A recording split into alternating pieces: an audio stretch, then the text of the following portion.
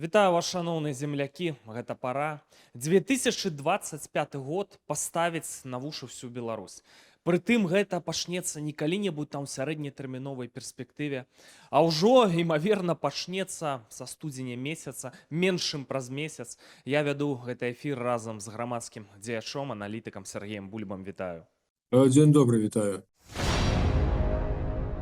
Сергею, ну выбары так званыя меліся стаць большым прадказальнымі. Усё поле больш-менш там апазіцыйнае, дэмакратычнае, любое свабоднае ў Беларусі зашышана пад ноль. Усё пад кантролем рэжыма, расійскіх акупантаў і гэтак далей, всё шыта-крыта. Ты некалькі тыдняў таму папярэджваў, што не будзе спакойных выбараў, што расейцы могуць рыхтаваць тэракты ў Беларусі, каб дэстабілізаваць сітуацыю, ведаючы, што Лукашенка у любы незручны момант можа развярнуцца спінай, можа здрадзіць Пуціну, садзіць нож, ну, каб абрэзаць яму прастору для манеўраў, расейцы хочуць дэстабілізаваць сітуацыю. Ну, ва ўкраіне вайна і ў вас, падарвем пару дамоў. І вось пачалося. Некалькі літаральна дзён таму буйная кампанія, тысячы ботаў, крамлёўская прапаганда, Марыя Захарова вяшае з Крамля пра тое, што у Беларусі рыхтуюцца закалоты, захад рыхтуе. Хоць захад тут проста конь не валяўся ў плане нейкіх падрыхтовак. Наадварот, лепш бы занялись Беларусю, а тут жа ж проста ніякіх дзеянняў няма.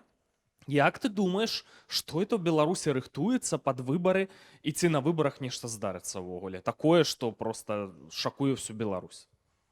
Ну, это шэраг можна аднесці заяву амерыканскай амбасады, папярэджанне для сваіх грамадзян якраз не наведваць вялікія масавыя грамадскія мерапрыемствы. То бок яны, напэўна, маюць нейкую інфармацыю. А з розных крыніц ідзе інфармацыя, глядзіце, расійскі СВР яшчэ месяцы паўтары таму папярэджваў, што па іхняй інфармацыі быццам бы нейкія каліноўцы, беларускія баевікі, якія воююць за Украіну, рыхтуюць нейкія правакацыі. Што это было? Это падрыхтоўка якраз от да таго, што яны нешта зробяць і будзе на каго пальчыкам паказаць? Менавіта так, таму што па лініі Украіны і блізка нічога не рыхтуецца. Все было зроблена, каб нічога такога не рыхтавалася самымі украінцамі. Тэлеграм-канал «Сваршчык». Сваршчык это на сленгу это якраз і ёсць СВР. Служба внешняй разведкі. А расійскі ён якраз зноўку пачынае разганяць, што ў Беларусі рыхтуецца ваенны пераварот. Это все намысна, это некие звенья аднога ланцуга. Пытанне, што з гэта сработае, што не. Амерыканцы, я думаю, мелі інфармацыю у тым ліку і пра тое, што беларусы самі, беларускія сілавікі разглядалі пытанне ліквідацыі каго-небудзь, якога-небудзь Грыша Заронка. А для таго, каб потым сказаць, вы бачыце, это злыя нацысты зрабілі, таму давайте іх перасажаем канчаткова па турмах і будзем строіць это самае наше шчасце без іх. Такі варыянт цалкам верагодны. Я не ведаю, хто это будзе умоўны Грыша, не Грыша. І наколькі это рэалізуецца, вот у чым пытанне, таму што мы ж разумеем, што рашэнне ўсё роўна прыймае той, каго яны называюць першым. То бок, што яму на стол хто пакладзе даклад, што ён адобрыць, што не, мы з вами не ведаем. Но у Москвы свая гульня. Маскоўская гульня, яна вельмі падобная на гульню 2010 году. Я нагадаю, у 2010-м Еўропа, нягледзячы на ўсе бзікі Лукашэнкі, гатова была ўжо прызнаць легітымнасць для таго, каб даць беларусам альтэрнатыву. Не толькі ўсходняя брамка была адчынена, каб і на захад таксама магла Беларусь развівацца. Тады Москва прыняла максімум высілкаў цераз усю сваю агентуру, а яны накруцілі беларускіх сілавікоў, што апазіцыя рыхтуе нейкі ваенны пераварот. Хаця мы з вами ведаем, што беларуская апазіцыя, она самая мілая і пухнастая ў свеце, она нічога не рыхтавала ні тады, ні зараз. Але ж тым не менш, тады ўсё ж такі русакам удалося накруціць, і Лукашенко тады пайшоў на беспрэцэдэнтны па тых часах разгон. Колькі там у Менску тады выйшла? 15-20 тысяч народу, да? Можа быць і па 30, я там быў, цудам ацалеў. Да. Вот пасля гэтага, канешне, захад сказаў, не, это не дэмакратычна, мы з вами не будзем работаць. Такім чынам Маскве ўдалося закрыць цалкам заходнюю брамку для Беларусі. А яшчэ быў фінансавы крызіс, яшчэ быў тэракт у метро ў 11-м годзе, нагадаем, пасля тых падзеяў. Так. Зараз Москва адчувае, што Лукашенко пачаў работаць над аднаўленнем сваёй суб'ектнасці. Лукашенко пачаў, ну, як можа, заігрываць з захадам. З аднога боку выпускаць па 30 палітвязняў, а з другога боку пагражаць, што вы там это вот себе кепска паводзіце, што ўвогуле там неразумныя, што мы тут вот у нас дэмакратычная краіна, а у вас там усё двулічнае. То бок, разумееш, ну, так сабе пасыл, але ж з другога боку МЗС па сваёй лініі для захаду транслюе наратыў пра тое, што не будзе Лукашэнкі, то бок адпаведна не будзе Беларусі. Не будзе Беларусі, то адпаведна расійскія войскі, якія нагавораць будуць стаяць у Гроднай і Берасці, то вам же это не трэба. І вот на это захад, по-моему, ўсё ж таки так клюе. Тым больш яны рэальна бачаць, што сур'ёзная апазіцыя, якая б магла ўзяць уладу і тым больш утрымаць у дадзенай вот геапалітычнай сітуацыі, яны ў Беларусі не бачаць. Ні ў Беларусі, ні па-за межамі Беларусі. Таму хочуць яны, не хочуць, яны працуюць, што называецца, не з тым, з кім хочацца, а з тым, з кім можацца. Но, Сергею, Лукашенко штосьці там не дазволіць, каб расійскія войскі стаялі. Ты бачыў таго Лукашэнку учора на саміце краін СНД? Галава трасецца, як пры Паркінсоне. Хворы, стары, злавесны чалавек. Больш за тое, газета «Камерсант» пракрэмлёўская у адкрытую паздзеквалася з Лукашэнкам. Напісаў Калесніченка, любімы журналіст Пуціна, што Лукашенко не можа нават самастойна на крэсла сесці, што падыходзіць Эйсмант, падстаўляе яму пад дупу крэсла, і вот ён ужо тады вот у яго сядае, вось так з насмешкамі, так не па-партнёрску. Выставілі, вось, калі ласка, наце, паглядзіце на гэта. Лукашенко такое ўражанне, што яму 3 разы ўздыхнуць засталося. Ну, Крэмль ужо падобна на тое, што прыняў рашэнне нешта з Лукашэнкам рабіць. Як ты думаеш, варыянт ліквідацыі ягонай, як ужо абсалютна лішняй, недзеяздольнай асобы, вось прама зараз, падчас гэтых выбараў, магчыма такое? Ну, глядзі, я б трошку інакш разглядаў. У 20-м годзе Москва адмыслова стварыла Лукашенку праблемы, дазволіўшы, ну, мы ж з вами памятаем, адкуль Ціхановскі вярнуўся, Сергей Ціхановскі з грашыма. Я бы, канешне, не стаў яго наўпрост абвінавачваць, што ён там частка гэтага плана, нейкі там агент, але мяркую, што ўскосна маглі, канешне, скарыстаць. Слухай, так тут пытанне, Ціхановская таксама не агент КДБ, проста її скарыстоўваюць. Як і Сергей Ціхановскі, ён же не грушнік, не ФСБшнік, а яго проста скарысталі і ўсё. Так што давай вяртаемся, да, вот 20-й год Москва якраз заганяла Лукашенко у кут, што называецца, для таго, каб ён быў больш згаворлівы ў падпісанні ўсіх ёй патрэбных дарожных гэтых картаў, агулам, каб ён больш рупіўся ўсё ж такі над стварэннем этой саюзнай дзяржавы, так названай, практычна над паглынаннем Беларусі Расіяй. І зараз яны працягнуць эту тэндэнцыю. Ім не трэба, каб гэтыя выбары прайшлі спакойна. Это Лукашенку трэба, каб захаду паказаць таму ж Джарету Кушнеру і малодшаму Кушнеру, якія в атачэнні Трампа, што ў нас усё прыгожа, дэмакратычна, што ў нас тут нават кандыдаты спойлеры, вот, ну, не спойлеры, это мы з вами разумеем, што ў нас тут дэмакраты, 5 кандыдатаў, што ў нас тут, да, мы гуляемся ў выбары, ўсё класна, і самае важнае для Лукашэнкі это паказаць, што менавіта заключаны новы сацыяльны дагавор паміж Лукашэнкам і беларускім народам. А якраз Москва зацікаўленая ў тым, каб эта картинка не ўзнікала, тады Лукашенко будзе больш згаворлівы у падпісанні таго, што Москва будзе вымагаць. Вы ж глядзіце, крэдыт у 1,5 мільярда, які быў абяцаны яшчэ месяцаў 8 таму, ён дагэтуль так і не выдзелены. Таму Лукашенко мусіць апеляваць, паказваць сваім элітам, што ён яшчэ дагэтуль быццам бы здольны вырашаць пытанні з Москвой, хаця под байкамі пра арэшнікі, байкамі пра тое, што як Вальфовіч распавядае пра асобную валізку з чырвоным гузікам, якая вот асобная ў Пуціна, але ж вы не блытаеце, у Лукашэнкі асобная валізка, да. Ну, слухайце, но пасада генерала як бы так змушае нас сур'ёз ставляцца да этой інфармацыі, але ж это клоунада рэальная. Вот калі амерыканцы размяшчаюць сваю ядзерную зброю, 5 ці 6, по-моему, еўрапейскіх краінах, да, то размова ж не ідзе пра перадачу кіравання. То бок, калі амерыканская зброя ядзерная размешчана ва ў Нямецчыне, то это не дае Нямецчыне падставы сцвярджаць, што Нямецчына ядзерная краіна. А Лукашенко вознамерыўся это самае яшчэ ядзернай зброі, то і няма, ён ужо вапіць на ўвесь свет, што ў яго леце валізка свая і чырвоны гузік свой. Ну як так можа быць? Ну? То бок, калі б это было рэчаіснасцю, то амерыканцы даўно б ужо паднялі пытанне, што это ўсё не адпавядае дагаворам пра нераспаўсюджванне ядзернай зброі.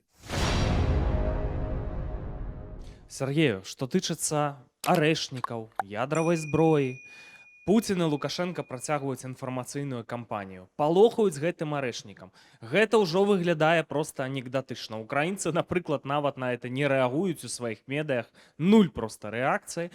А яны падчас кожнай сустрэчы арэшнік, арэшнік, арэшнік, малююць мапы, як гэты арэшнік далятае да Лондона і гэтак далей. Слухай, ну это ўжо проста робіцца з такім пастаянствам, што ўжо гэты арэшнік проста як самая звычайная справа ў гэтым жыцці. Ну для чаго гэта робіцца? Ёсць нейкая мэта. Нешта вось рыхтуецца. Як мы гадалі, у 21 годзе чаму Лукашенко і Пуцін пастаянна сустракаюцца, ну навошта?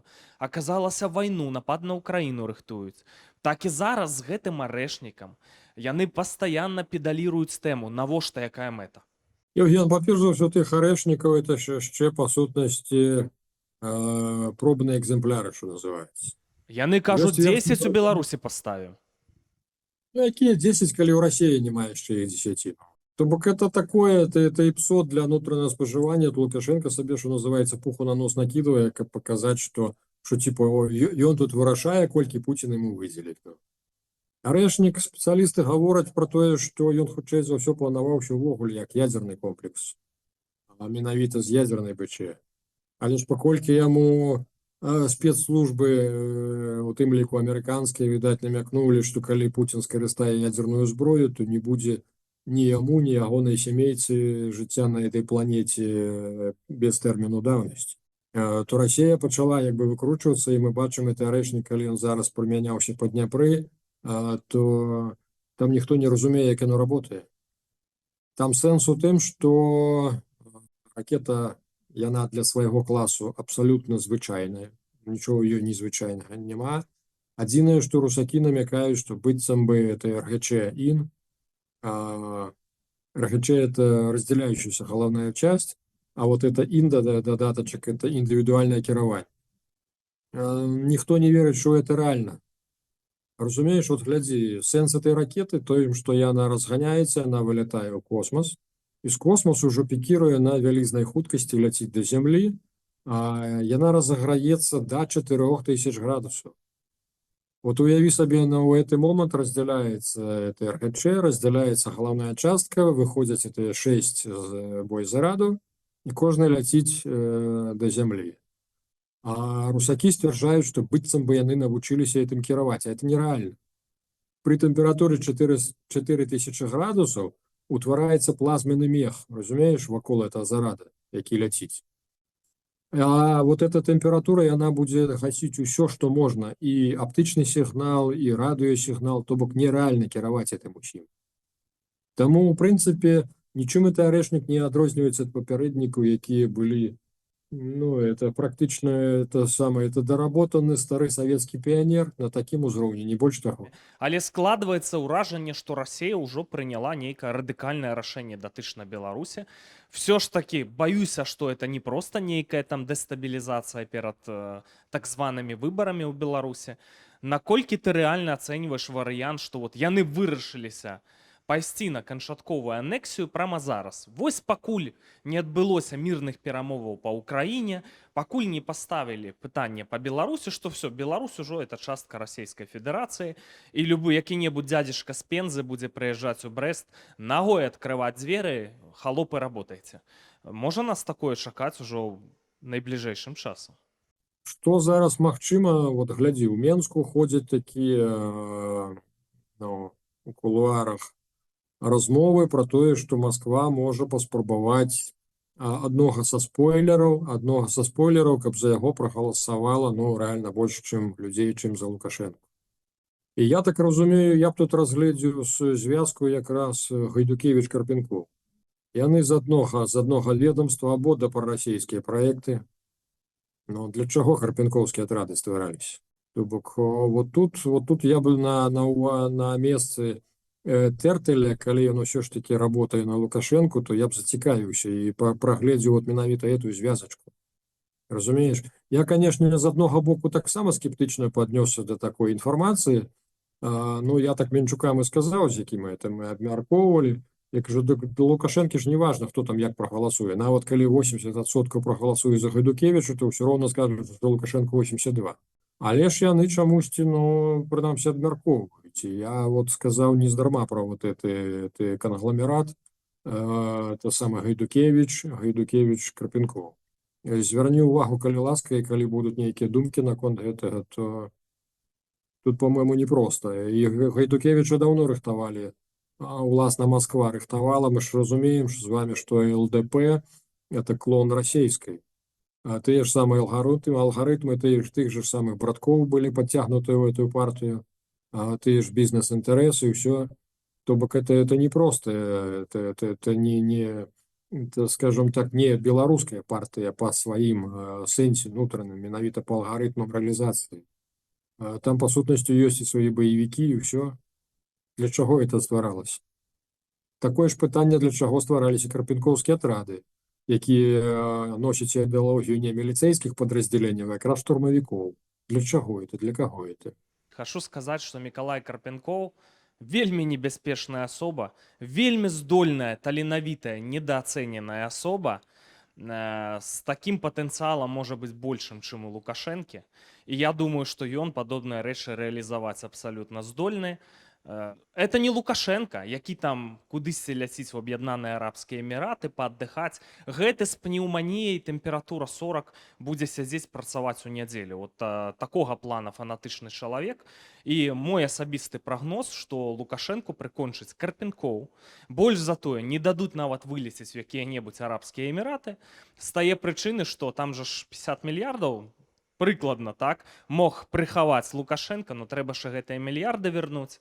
Таму думаю, што і такія сцэнары разглядаюцца, каб Лукашенко нікуды не мог зляцець. Дарэчы, што тычыцца эміратаў, не так даўно, паўмесяца не прайшло, Лукашенко лятаў у Аман і Аб'яднаныя Арабскія Эміраты разам з сынам Віктарам. Ну, там нейкія традыцыі, што вот сын прэзідэнта павінен справы весці, так, Блізкі ўсход, іхныя традыцыі. Тым не менш, як ты думаеш, ці рыхтуюць Лукашэнкі сцэнар уцёкаў з Беларусі? Вот зараз, за там, месяц да выбараў, што такое можа быць і трэба ўцякаць? Ну, глядзі, па-перш за ўсё, паездкі Лукашэнкі да арабаў, тым ліку ён шукае медыкаў, які здольныя пры вот ягоных букеце хваробаў падтрымліваць здароўе ягонай тушкі. Такія лекары ёсць толькі ў Маскве, у лечкамісіі такога ўзроўню у нас няма. Ну што, такіх лекараў няма, скажам, дзе-небудзь у Кітаі, у Злучаных Штатах, у Ізраілі? Ну, так слухай, ён же ж не можа ў Ізраіль паехаць у Злучаныя Штаты, а якраз от Арабскія Эміраты, у прынцыпе, туды якраз можна запрасіць каго-небудзь з Кітая і са Злучаных Штатаў, да, за пэўныя грошы. Поездка Эмираты для Лукашенко у Менску уже смеются, что это же наша южная резиденция. Вот у нас их тут 17 по Беларуси, сколько он себе набудовал этих резиденций. Ну и еще одна вот южная, это вот там, вот в Арабских Эмиратах. И он же там скупил, что можно. Это отказ, хутчэй за все, на тое пытанне, что Москва не выделила 1,5 мільярда. І Лукашенко зараз сутаргава шукае, трэба ж падкарміць, падсілкаваць сваіх гэтых сілавікоў і свае эліты так званыя, каб яны не здалі яго якому-небудзь Гайдукевічу, за якого Москва скажа.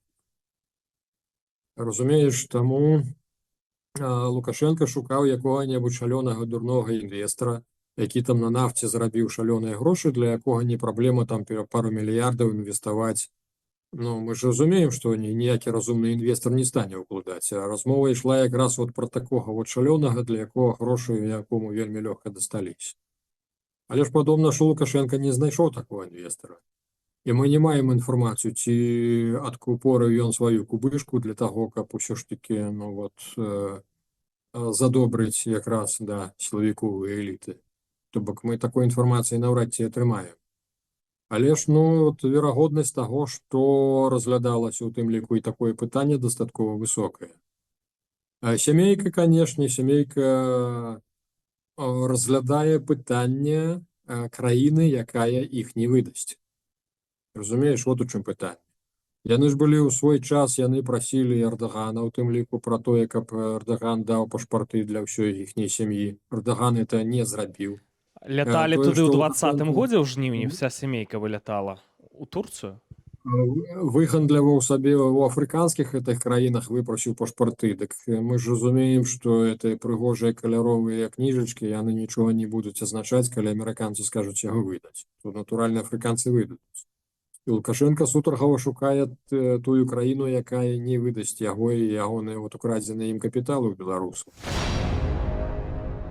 Я хачу пагутарыць, вярнуцца да тэмы, да папярэджанняў дзярждэпа пра вось гэты 4-ы ўзровень небяспекі.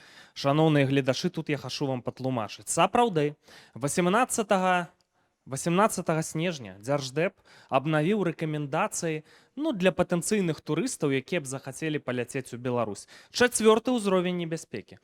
4-ы ўзровень небяспекі надалі ў краіне прыкладна за месяц да вось гэтага буйна-маштабнага нападу. То бок, разумееце, так, якія могуць быць рызыкі. І сёння, напрыклад, такія вобласці заходнія украінскія, як Івано-Франківская, Тэрнопільская, там і гэтак далей, Рівенская, там 3-й ўзровень небяспекі, а ў Беларусі 4-ы ўзровень, быццам бы ў кожны момант можа быць нанесены удар па Беларусі. У чым тут можа быць справа? Патэнцыйна, вот этая пагроза арэшнікамі, ядравай зброяй, калі выведка амерыканская пра нешта ведае, то прэвентыўныя ўдары па Беларусі рыхтуюцца. Канешне, публічна нікому пра это не будзе паведамляцца па вайсковых аб'ектах. Но это вельмі крайне малаімаверна, таму што будуць займацца Украінай, мірныя перамовы. Тут да Беларусі чарга яшчэ не дайшла. Украінская аперацыя, каб дэстабілізаваць Беларусь, іх выштурхоўваюць украінцаў з Курскай вобласці. Дэстабілізаваць Беларусь — это такі нармальны і мець яшчэ пэўны кантроль над Беларусю. Нармальны такі удар пад дых Пуціну, так? Это слабае месца Пуціна, увогуле, страціўшы Беларусь, лясне рэжыму Расійскай Федэрацыі. І гэта малаімаверна пры сённяшняй хадзе падзеяў. То, значыцца, чакаюць, што могуць тут узнікнуць варыянты з тэрактамі і гэтак далей. Сітуацыя роўная вайне, вельмі небяспечна. Але тут вельмі важна сказаць адну важную рэч.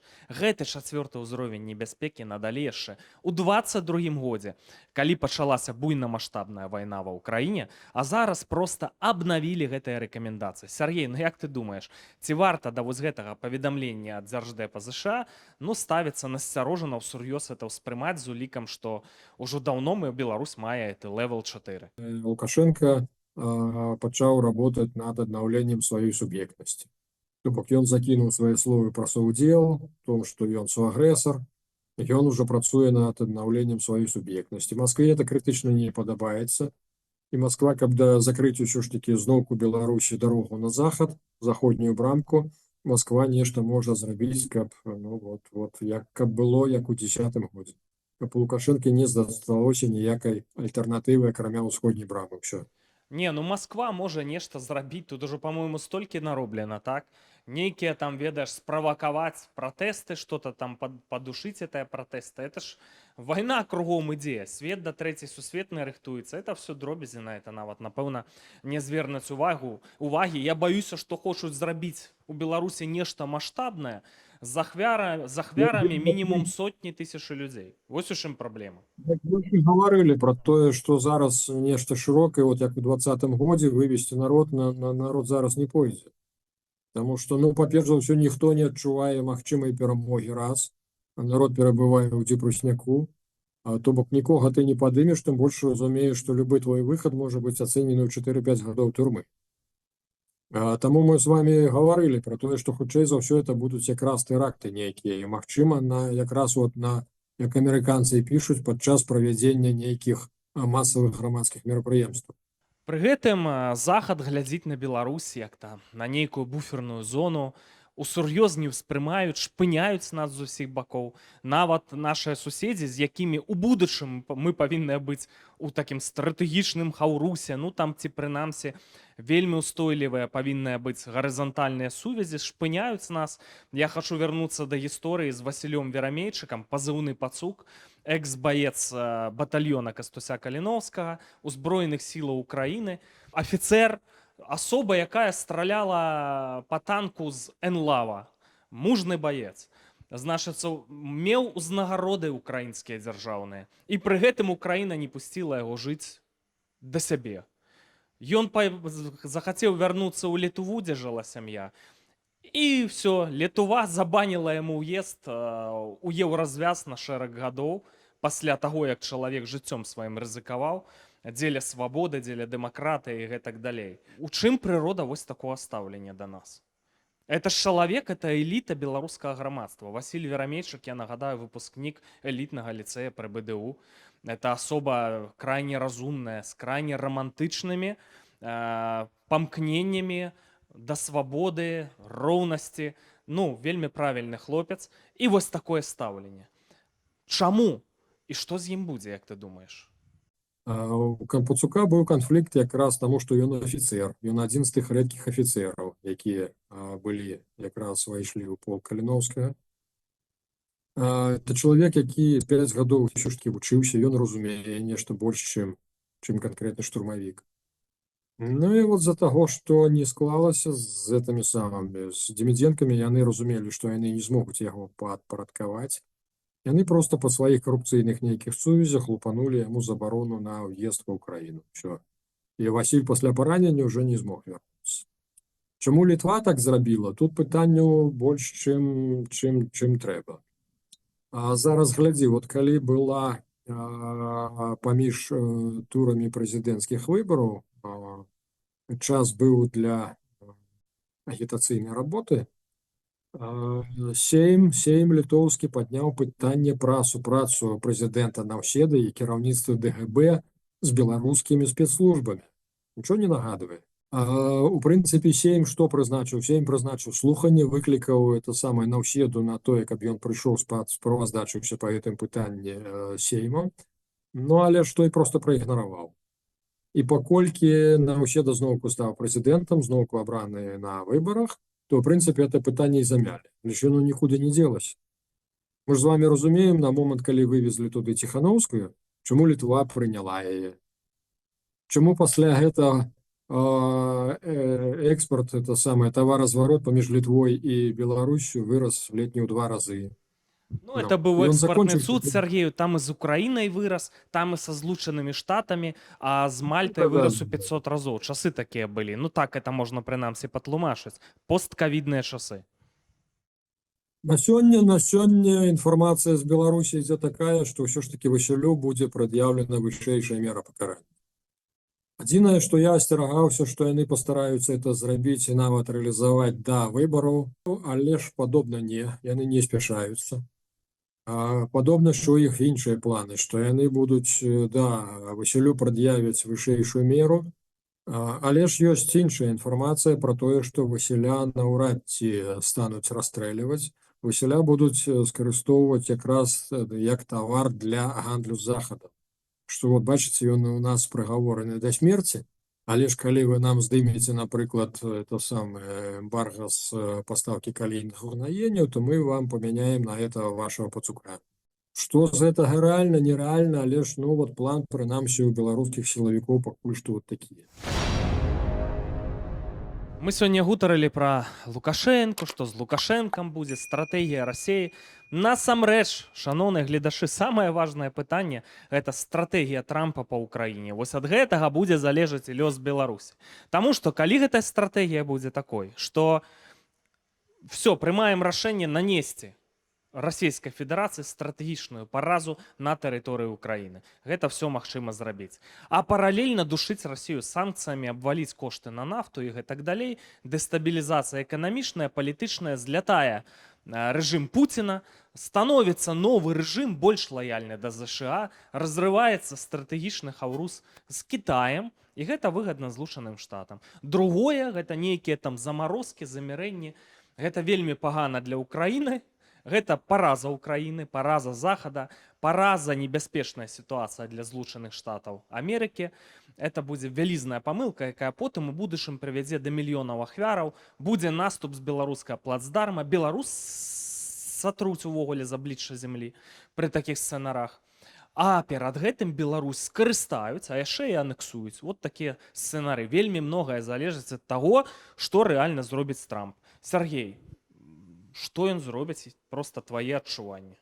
Глядзі, ён як бы прадстаўляе інтарэсы нафтавікоў американских. Газ, нафта.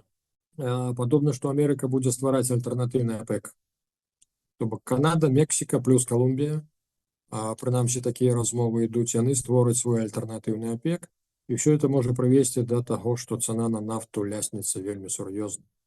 Але ж не трэба пераацэньваць, для Амерыкі Расія не ёсць вораг, вот у чым наша бяда, мы это не разумеем. Ну, в Для іх сэнсе это не ёсць пракладка, вораг. Ну, калі паміж яны Еўропай- схаўруся з Кітаем, як это не вораг?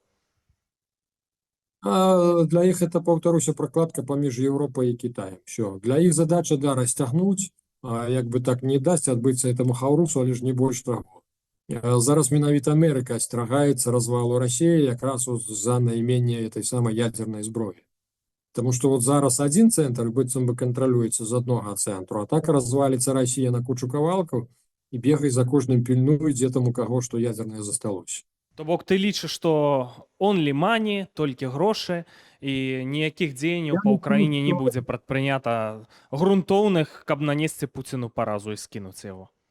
На жаль, я прагназую, што Трамп на час сваёй кандэнцыі прымусіць Пуціна спыніць вайну, але ж это не будзе ніякай гарантыі таго, што эта вайна не разгарыцца пасля сыходу Трампа. 4 гады і прывет.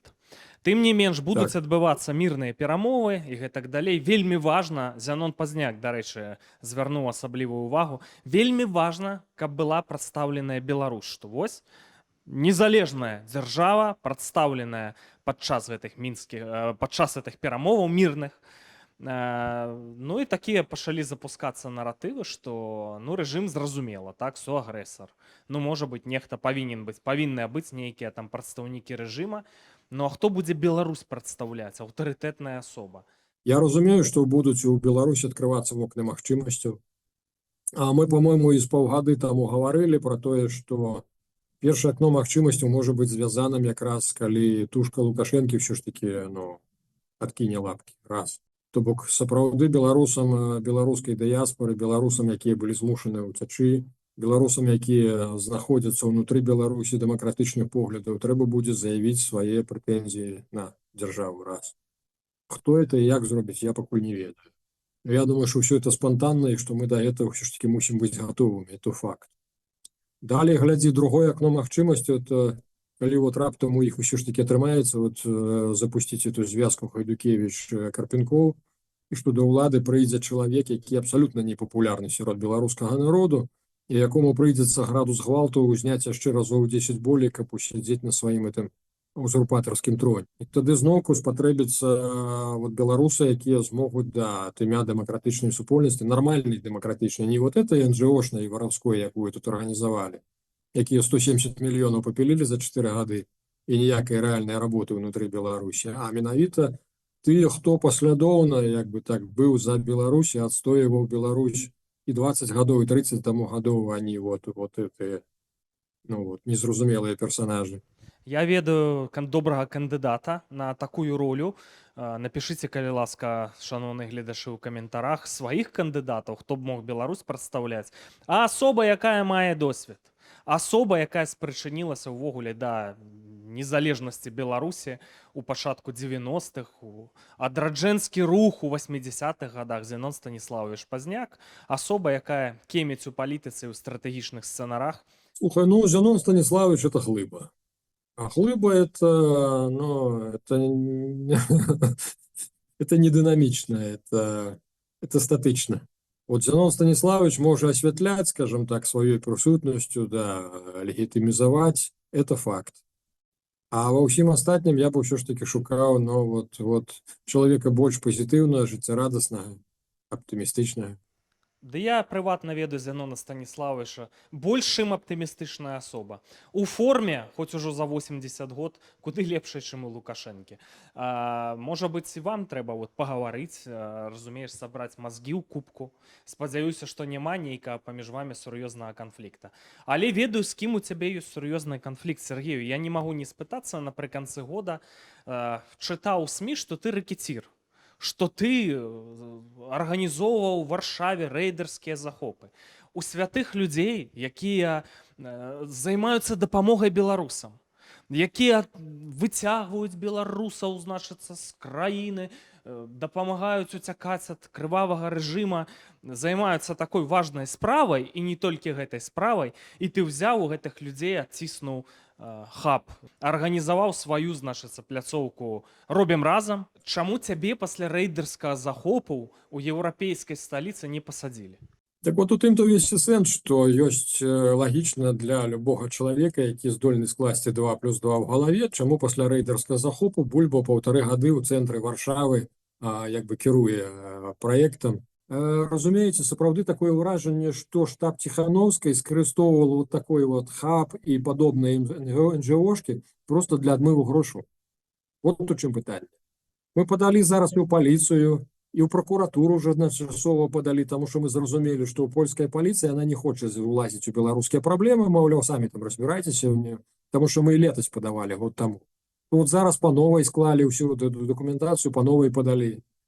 Але ж глядзіце, пры гэтым пастаянна ідзе вот этой вот вой над балотамі, таму што Бульба рэйдэр, Бульба даводзіць да таго, што мы губляем это самае, беларуская дыяспора губляе памяшканні ў цэнтры Варшавы. То бок увесь пул Ціханаўскай адмыслова душыць якраз Бульбу. Таму што я прыйшоў якраз як сумленны чалавек навесці парадак. Я афіцер, я паважаю сябе, я ніколі не краў, не збіраюся, разумееце? А тут вот якраз вот, паўтараюся, офіс, які распіліў 170 мільёнаў еўра ад пачатку ад 2020 года до сённяшняга дня. Еўропа агучыла 170 мільёнаў еўра. А гавораць нічога не могуць. Што это робіцца? Дзе якая-небудзь зваротная сувязь? У мяне такое адчуванне, што пры рэальнай змене ўлады у першую чаргу трэба пасадзіць, конечно, да, вот лукашэнкаўскіх падзельнікаў, а ў другое это якраз падзельнікаў это Ціханаўскай. 170 мільёнаў, вунь Лукашенко круціць мільярдамі, дзесяткамі мільярдаў, драбяза, бізнес, і так мы пра гэта ведалі. Але ж я паўтараюся, можна было на 170 мільёнаў зрабіць у Еўропе нармальную беларускую школу з еўрапейскімі дыпломамі. Можна было нацыянальны універсітэт зрабіць, які для будучай Беларусі гатаваў бы уже адукаваных спецыялістаў, разумееш? Нічога з этого не зроблена. Я ўжо маўчу, што нават з гэтых 170, ну, я б мільёнаў за 50 уже б зрабіў бы тры рэвалюцыі, прычым 2 з іх з народнымі гуляннямі. Ну тут зараз будзе рэвалюцыя іншага характару. У студзені месяцы ў Беларусі можа стаць вельмі небяспечна, можа быць сітуацыя роўная вайне. Ці мог бы ты людзям даць нейкія парады унутры краіны, таму што нас глядзяць людзі унутры Беларусі? Глядзі, я ўсё ж таки аптыміст, таму я паўтаруся, я бачу, што будзе адкрывацца некалькі вокнаў магчымасцяў для нас аднавіць канстытуцыйны лад, то я бы, конечно, прасіў людзей быць гатовымі да этому. Я нагадаю, што ёсць такая добрая фраза, што рэвалюцыйная партыя это не тая, якая рыхтуе рэвалюцыю, якая гатовая да рэвалюцыі. Таму рэвалюцыя можа пачацца як бы так успыхнуць у любой момант. А таму я прашу людзей да актыву, стварайце тройкі-чацвёркі, стварайце невялічкія групкі, то самае не забывайцеся пра закрытасць, злазьце з тэлеграма, таму што тэлеграм на сённяшні дзень это дураўская дурылка, якая цалкам кантралюецца ўжо і беларускімі спецслужбамі.